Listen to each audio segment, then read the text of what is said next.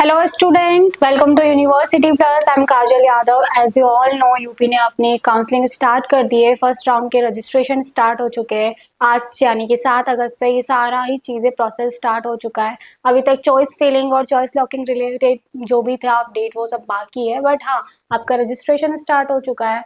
सो चलिए अब हम इसी से रिलेटेड कुछ इन्फॉर्मेशन और इंस्ट्रक्शन समझने वाले हैं। So let's start. सबसे पहले हम फर्स्ट राउंड के टाइम शेड्यूल को देख लेते हैं। ये हमें डीजीएमई की वेबसाइट पर मिल जाएगा।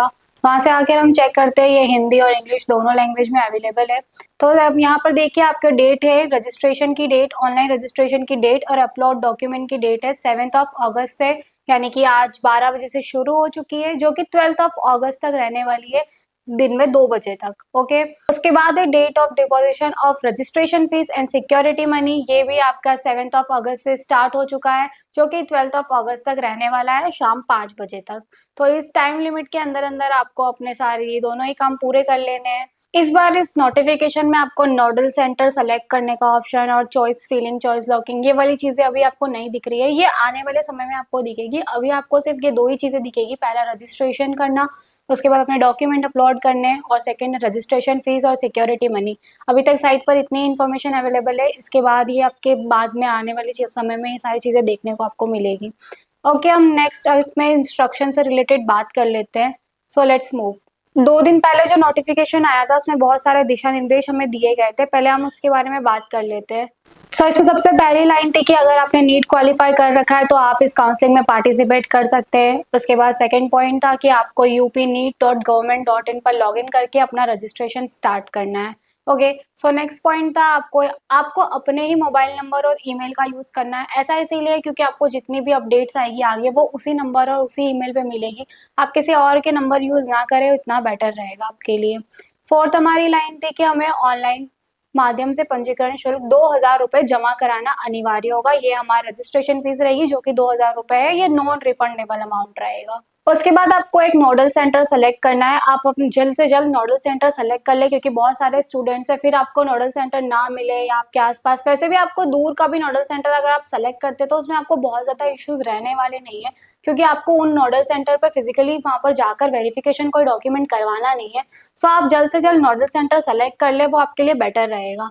नेक्स्ट हमारा पॉइंट है, हमें ये जो डॉक्यूमेंट्स अपलोड करने हैं वो है हमारी 10th की मार्कशीट, 12th की मार्कशीट, और अगर आपके पास जो भी सर्टिफिकेट है ओबीसी, एसटी, एससी, ईडब्ल्यूएस से रिलेटेड वो सारे, और आपका अगर आप यूपी से ही है तो आपको अपना डोमिसाइल सर्टिफिकेट वहाँ पर अपलोड करना है। सो डोमिसाइल सर्टिफिकेट हमारा नेक्स्ट है डॉक्यूमेंट, इंपॉर्टेंट डॉक्यूमेंट है। ये डॉक्यूमेंट आपको तब अपलोड करना है जब आप यूपी के ही स्टूडेंट और आप स्टेट कोटा के लिए जा रहे हैं, तो वहां पर आप अपना डोमिसाइल सर्टिफिकेट अपलोड कर ले दिया। आपके पास 10th या 12th की मार्कशीट है, यानी अपने 10th और 12th यूपी से ही किया है, तो वहाँ आपको जरूरत नहीं पड़ेगी। और अगर आपने एक कोई क्लास कर रखी है तो आप हो सके तो आप अपना डोमिसाइल सर्टिफिकेट अपलोड कर देना, क्योंकि आपको अगर स्टेट कोटा के लिए जाना है तो वहाँ पे आपको डोमिसाइल सर्टिफिकेट मस्ट नीडेड रहेगा। उसके बाद नेक्स्ट हमारा पॉइंट है जो कि सिक्योरिटी मनी से रिलेटेड है। ये हमारा फुल्ली रिफंडेबल अमाउंट है अगर आप सही तरीके से प्रोसेस फॉलो करते हैं। तो इसमें हम देखते हैं कोई गवर्नमेंट या फिर हमारे बीडीएस के लिए स्टूडेंट जो जाने वाले हैं उनको 30,000 रुपए पे करने हैं। उसके बाद अगर कोई प्राइवेट मेडिकल कॉलेज के लिए जाना जाता है, उन सीट्स के लिए जाना जाता है, तो उन्हें 2 लाख रुपए पे करने हैं। और जो है ना बीडीएस के लिए जाना चाहता है प्राइवेट, उन्हें 1 लाख रुपए हमें पे करने होंगे उस टाइम पर। यहाँ आपको चिंता करने की जरूरत नहीं है, क्योंकि ये फुल्ली रिफंडेबल अमाउंट है। ये अमाउंट आपको वापस मिल जाएगा, बस आपको सही तरीके से प्रोसेस फॉलो करना है। इसके बाद हम बात करते हैं ऐसे स्टूडेंट जो गवर्नमेंट और प्राइवेट दोनों के लिए जाना चाहते हैं, उन्हें 2 लाख रुपए पे करने होंगे। और ऐसे स्टूडेंट जो कि गवर्नमेंट और प्राइवेट दोनों की बीडीएस के लिए सीट्स के लिए जाना चाहते हैं, उन्हें 1 लाख रुपए की राशि पे करनी होगी। इसके बाद 10th हमारा पॉइंट है जिसमें लिखा हुआ है क्लियरली कि हमारा जो सिक्योरिटी अमाउंट है वो हमें बाद में रिफंड हो ही जाएगा, वो हमारी फीस में इंक्लूड नहीं होता है। ओके, नेक्स्ट 11 पॉइंट पर आते हैं। ये जो हमारा पॉइंट है वो हमें स्पेशली एडवाइस करता है कि हमें किसी भी कंडीशन में, मतलब जहां तक पॉसिबल हो सके, हमें अपने ही बैंक अकाउंट का और अपने ही नंबर्स का, इन सब का ही यूज करना है। क्योंकि हम किसी और के अकाउंट का यूज करते हैं तो वो हमारे लिए ही बाद में प्रॉब्लम क्रिएट कर सकता है। अगर हमें रिफंड चाहिए होता है तब हमें ही प्रॉब्लम क्रिएट कर सकता है। तो जहां तक पॉसिबल हो सके आप अपने ही बैंक अकाउंट का यूज करें।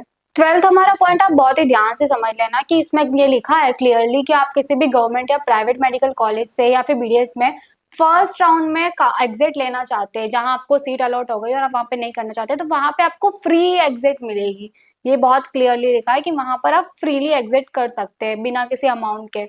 और यहाँ ये भी लिखा है कि फर्स्ट राउंड से एग्जिट लेने के बाद आप सेकंड और थर्ड राउंड में पार्टिसिपेट कर सकते हैं। जो 14th हमारा पॉइंट है वो रिजर्व कैटेगरी के लिए, तो वहाँ पे ओबीसी, एसटी, एससी या फिर ईडब्ल्यूएस वाले जितने भी स्टूडेंट्स हैं जो अपना सर्टिफिकेट लगाने वाले हैं, वहां पर क्लियरली मेंशन है कि वहां पर आप अपने जो ये प्रारूप है, यानी कि आपके पास जो भी आपका जो सर्टिफिकेट है, यानी कि आप 2015 के प्रारूप का यूज अभी कर रहे हैं, तो वो उस टाइम पर हमारे लिए सही नहीं होगा, क्योंकि वहां पर वो यूज में नहीं आएगा। यहाँ पर क्लियरली डेट भी मेंशन है कि ओबीसी और ईडब्ल्यूएस के जो भी स्टूडेंट रहेंगे जो अपना की कास्ट सर्टिफिकेट लगाने वाले, वो 1 अप्रैल 2026 तक, मतलब कि 1 अप्रैल 2026 से बाद का ही अपना सर्टिफिकेट लगाएंगे।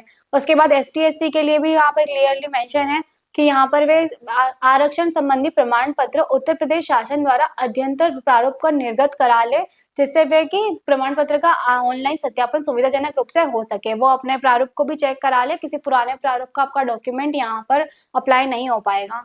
उसके बाद नेक्स्ट हमारा पॉइंट है, उसमें क्लियरली लिखा है कि ये सेंट्रल वाला जो है वो यहाँ पर नहीं चलेगा, यहाँ पर सिर्फ स्टेट वाला ही चलेगा। भारत सरकार के अधीन पद वाला यहाँ पर नहीं चलेगा, यहाँ पे सिर्फ स्टेट वाला ही चलने वाला है। नेक्स्ट हमारा पॉइंट है, उत्तर प्रदेश के अतिरिक्त अन्य राज्यों के आरक्षित वर्ग को यहाँ पर जनरल ही माना जाएगा, यानी कि आप किसी और का स्टेट से बिलोंग करते हैं, वहां पर आप एसटी एससी या ओबीसी इनमें आते हैं, बट यहाँ पर आकर आप अपने वो रिजर्वेशन का फायदा नहीं ले पाएंगे, यहाँ पर आपको जनरल ही काउंट किया जाएगा। नेक्स्ट 19th हमारा पॉइंट जो है वो सब कैटेगरी से रिलेटेड है। वहां पर ये है कि अगर आप पीडब्ल्यूडी यानी दिव्यांगजन और इससे रिलेटेड है, तो यहाँ पर भी आपको अपना प्रमाण पत्र प्रस्तुत करना होगा। आप स्वतंत्रता सेनानी के लिए जा रहे हैं तो उसका भी एक जो बताया गया है वही प्रमाण पत्र प्रस्तुत करना होगा। साथ ही आप भूतपूर्व मतलब कि एक्स जो रिटायर्ड रह चुके हैं, वहां पर भी आपको अपना प्रमाण पत्र प्रस्तुत करना रहेगा। नेक्स्ट हमारा पॉइंट हमारे चॉइस फिलिंग से रिलेटेड है। वो आपको अपनी प्रायोरिटी लिस्ट के अकॉर्डिंग ही बनानी है। अगर आप प्राइवेट में जा रहे हैं तो आप उसको बहुत ज्यादा स्पेशल ध्यान रखकर बनाएं अपनी प्रायोरिटी लिस्ट, क्योंकि प्राइवेट में ऐसा नहीं होता है कि आप सारे ही कॉलेजेस डाल दो जो आपके बजट में है, जहां आपको जाना है आप वहीं पे उसी को चॉइस फिलिंग में अपनी प्रायोरिटी लिस्ट पर टॉप पर रखें। As you all know, MCC में हमें ऑटो लॉक का ऑप्शन मिलता है, बट यूपी में हमें पता है कि हमें चॉइस फिलिंग के बाद हमें चॉइस लॉक करना एक कंपलसरी है, मस्ट प्रोसेस है, जो कि हमें फॉलो करना है। यहाँ पे क्लियरली लिखा हुआ है कि आपको चॉइस फिलिंग के बाद में चॉइस लॉक करना अनिवार्य रहता है, क्योंकि चॉइस लॉक ना होने की स्थिति में आवंटित प्रक्रिया से आप अपने आप ऑटोमेटिकली ही बाहर हो जाएंगे।